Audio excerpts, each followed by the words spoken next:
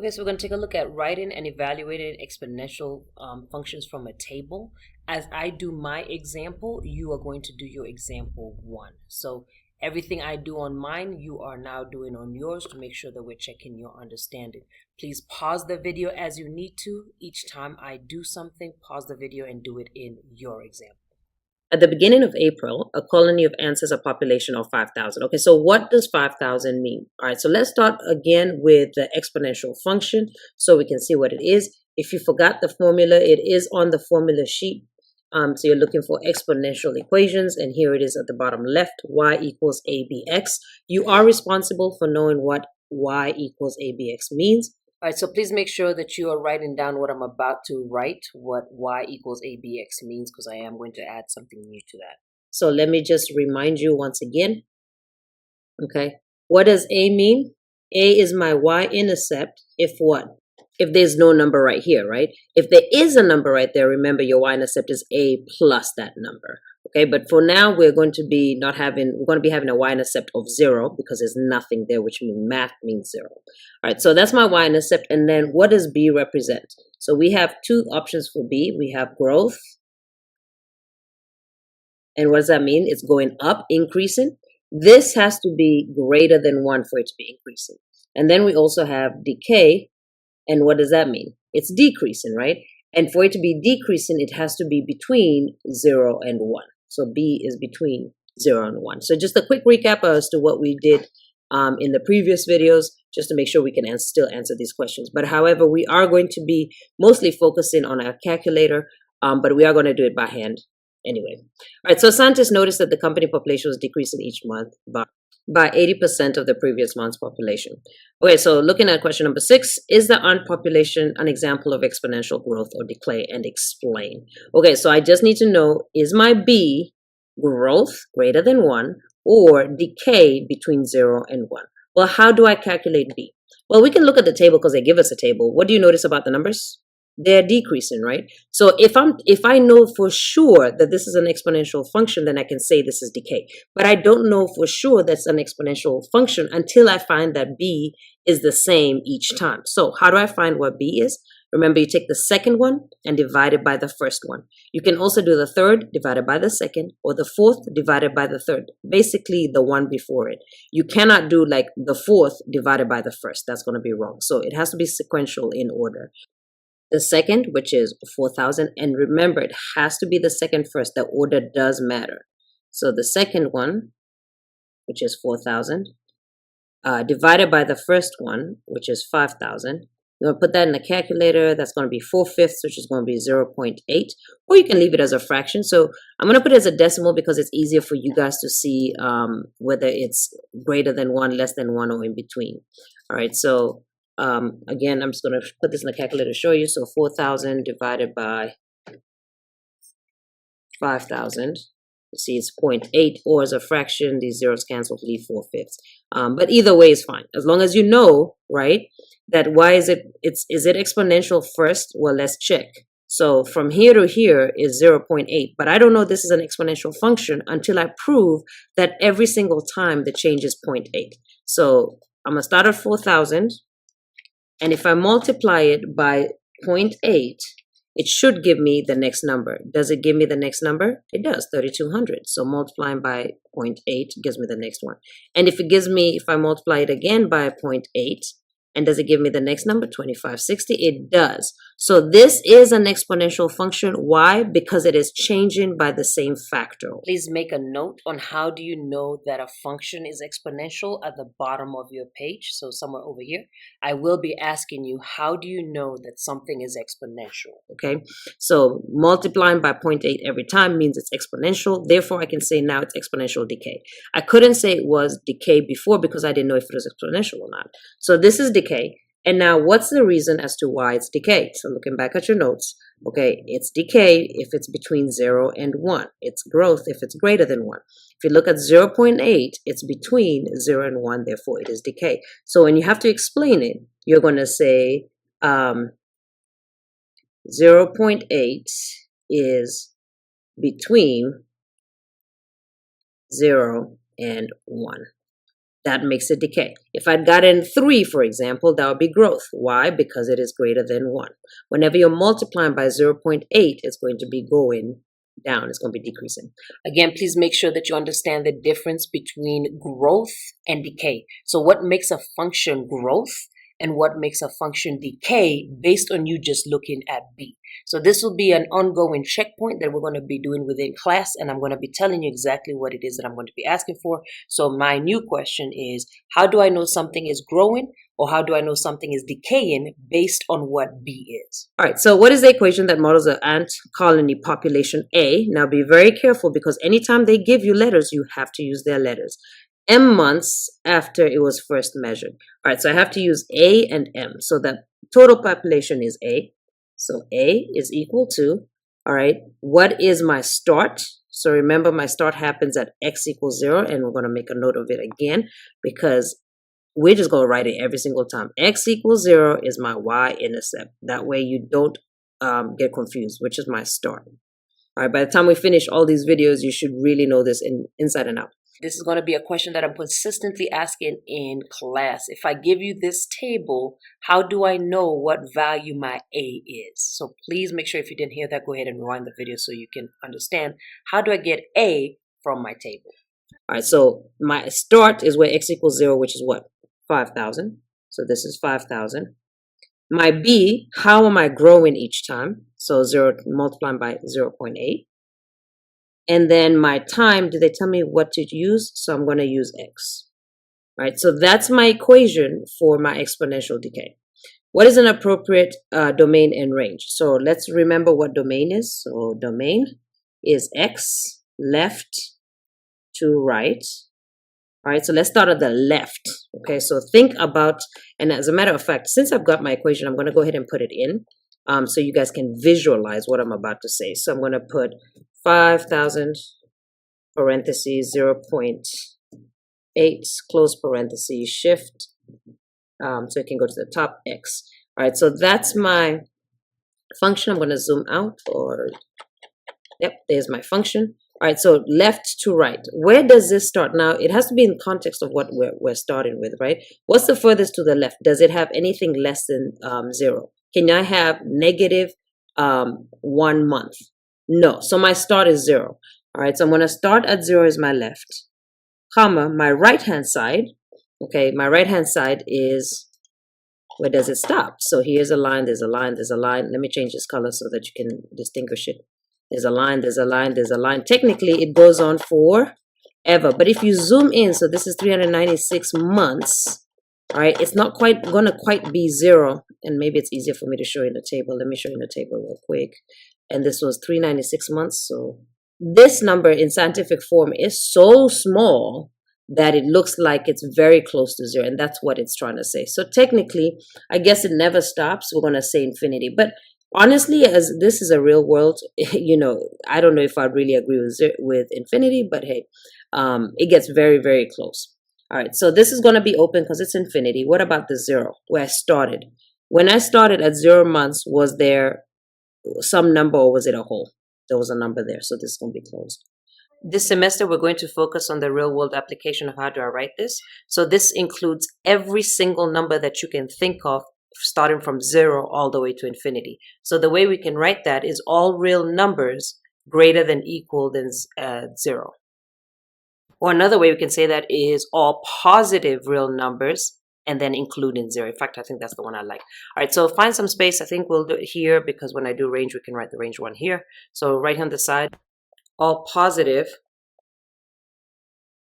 real numbers. And another way of writing real numbers, remember, number is a capital R with 2 sticks on the R. So all positive real numbers, including 0. All right, so now we're going to go to range. And what was the range again? The Y. And that's going to be from the bottom to the top. All right, so let's start with the bottom. What was the bottom of this graph? Let me hit home. All right, so zoom out a little bit. There's the bottom. All right, where's the bottom? This is an isotope, which means it doesn't touch 0. So the bottom is 0. But because I just said it doesn't touch it, I leave it open. And then where is the top? So technically, even though, let me make this completely big actually. Even though you're going to see it, let me go to 5,000, 2,000, 4,000, 5,000. All right, I'm going to zoom in right here. All right, boom. You see at 5,000? We've passed 5,000. You can see it's going to the negative side, right? On the top, right? So, but here's the thing, because we know our ant population started at 5,000, we can't go to any number above 5,000. So when I go look at 5,000, 558, 7, give me just 1 second. Let me get there. All right, 51 there, 50, boom. At 5,000, it's 0 months. Anything after 5,000, look, I'm in the negative number of months. And can you have that in a real world situation? Absolutely not. So the top of my graph cannot go past 5,000. And why can it not go past 5,000? Because we can't have negative months. Do I include 5,000? Is there a point at 5,000? Yes, there is. So I close it. So how do I write this in terms of words? I'm going to say all positive, because I don't want the negatives, all positive real numbers up to 5,000. All positive real numbers up to 5,000. Okay, so we're going to practice a lot of these just so that you can get real comfortable with looking at that in real world. All right, question number 9, complete the following statements. As the month increase, the ant colony population does what? So as the months are going up, what's happening to the population? They are decreasing. So I'm just going to write decreasing or as an arrow down. Number 10, estimate the ant colony population on month 1.5, show your work. Okay, so month 1.5. So here's my equation right here. And they're saying that the time is 1.5. So all I got to do is just write out the equation. So 5,000, 0.8, and then 1.5 is the time. Now, 2 ways you can do this. You can type that in here, but I already know this is here. Did I make a table? I did. And since I've already made a table, I can just say 1.5. And I totally forgot I was supposed to be doing this by the Desmos calculator. So I'm going to quickly show you that, how to do that as well. So 1.5 is my time. And now this is a real world problem. So can I have 0.7 of, what is this, ants? Can I have 0.7 of an ant? No. So, but I can't round it up to 8 because it's not, this is not a full ant. So the answer is 3,577. So 3,577. All right, and because I totally forgot to do this by Desmos, I'm going to redo the entire question real quick because I was supposed to be doing it with a calculator. All right, but I am going to go through it a little bit fast. If you look on the next page, you'll see your notes, which are right here. These are what you're going to be doing. Input the coordinates into Desmos, hit create table. So I'm going to do that right here.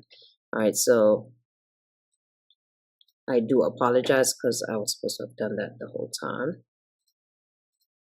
All right, so it says input the coordinates. So how do I input the coordinates? I click table and I put in the coordinates. So I'm going to put 0, 1, 2, 3, and then it goes 5,000, 4,000, 3,000, 3,200, and then 2,560.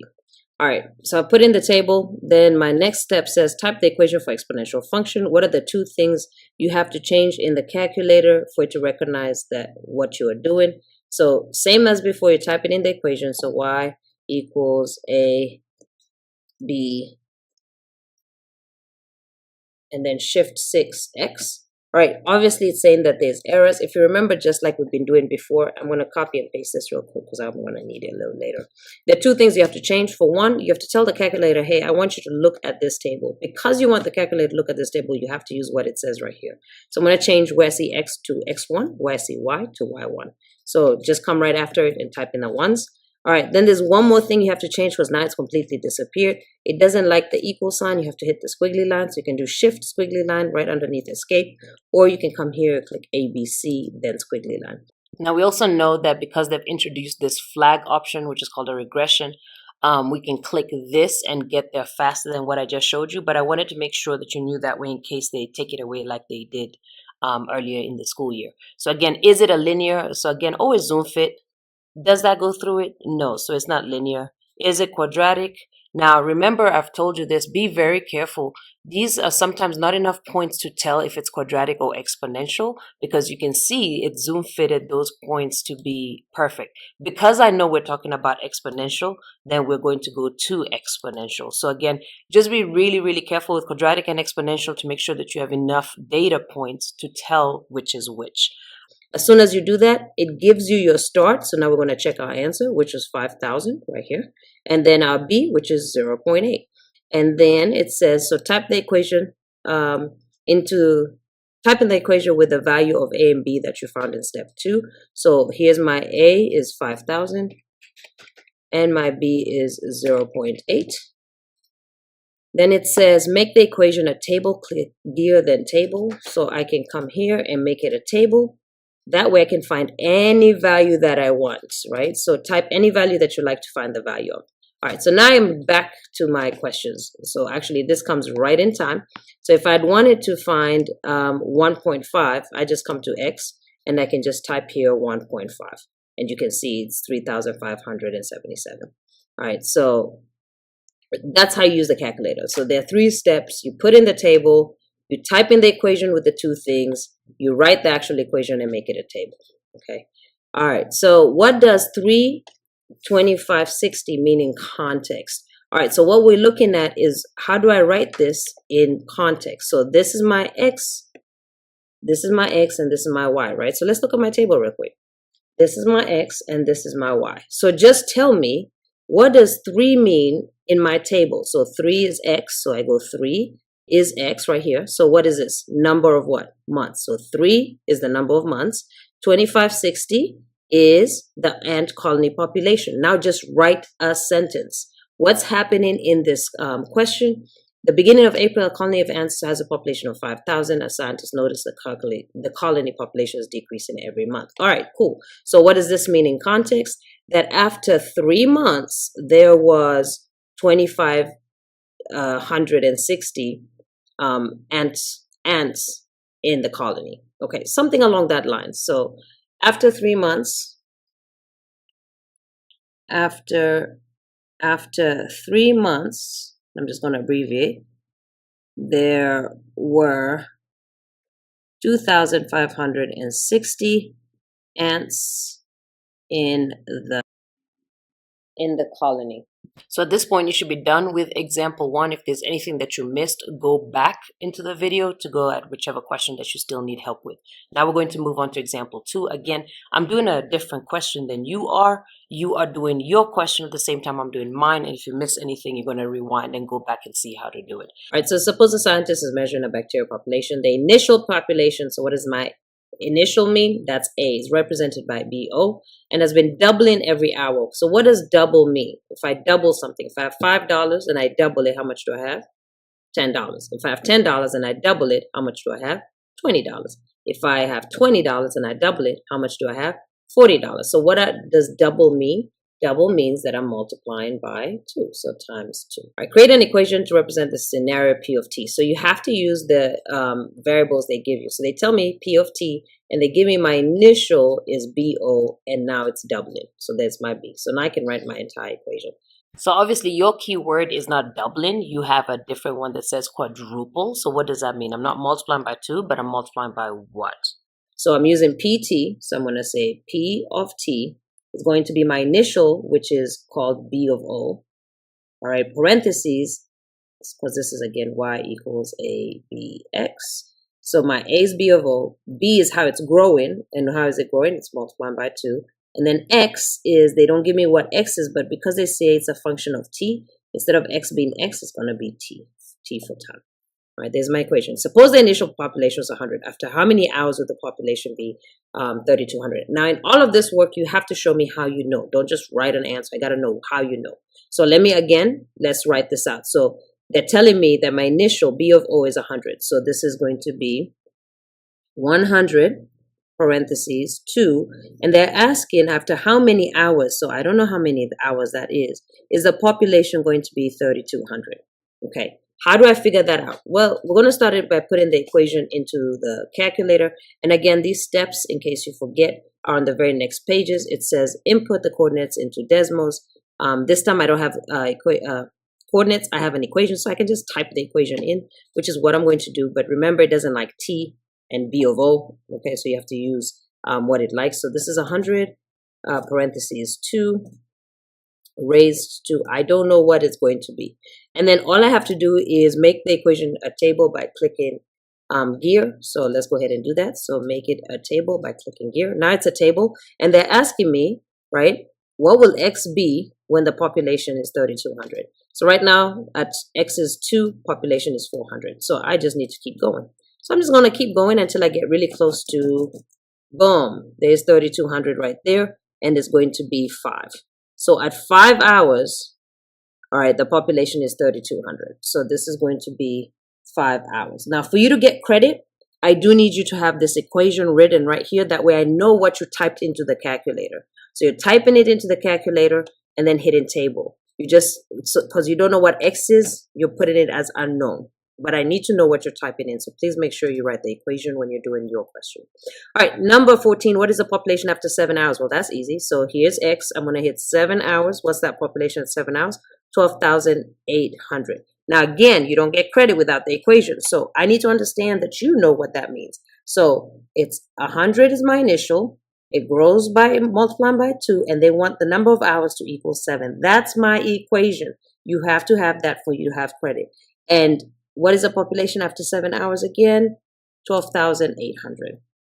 Okay, so please make sure that you're writing the equation that you're putting into Desmos so I can see what you're doing. All right, so now you should be finished with example 2. I'm not going to lead you anymore. Let's just apply all the knowledge we've just gone over. Complete example 3. Let's practice.